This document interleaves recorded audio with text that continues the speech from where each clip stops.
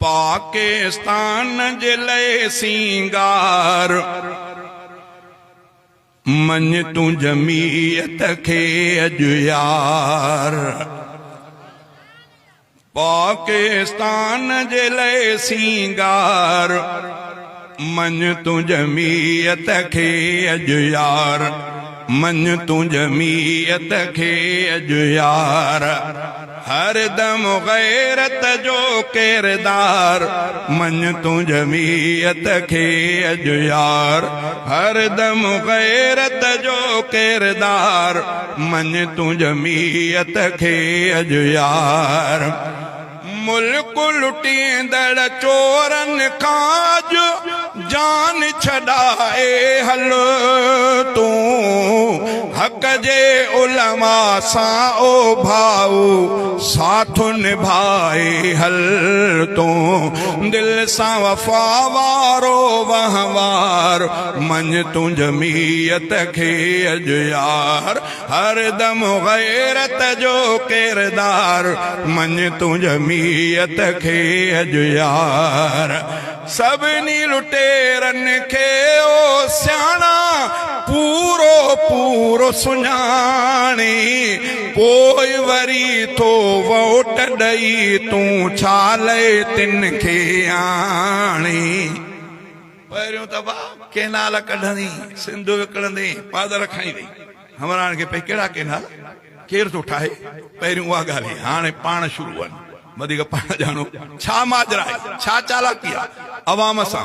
अल्लाह को दुआ तो कयां छला अल्लाह ताला तहां असांखे सम्झ अता फरमाए। तेड़ी मतलब कोई समझण जे लाइ तैयार न आहे।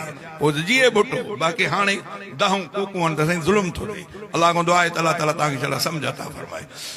चई त सभिनी लुटेरन खे ओ सियाणा पूरो पूरो सुञाणी। पोइ वरी थो वोट ॾई तूं छाले तिन खे आणी। पंहिंजे गिचीअ हक जो हार मन तू जमीयत खे अॼु यार।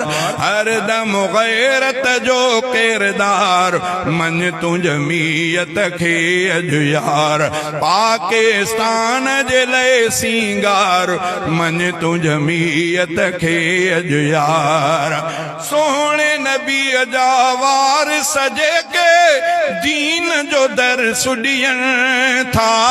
पोइ त हुकूमत वारी कुर्सीअ ते बि उहे ठहनि था।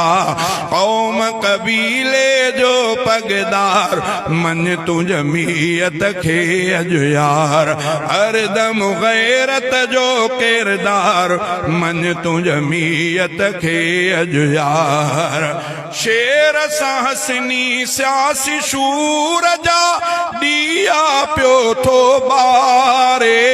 तुंहिंजे मुस्तक़बिल जे ख़ातिर तोखे पियो थो पुकारे। पंहिंजे गमन जे लए गमखार मन तू जमीयत खे अॼु यार। हर दम गैरत जो किरदार मन तू जमीयत खे अॼु यार। पाकिस्तान जे लए सिंगार मन तू जमीयत खे अॼु यार।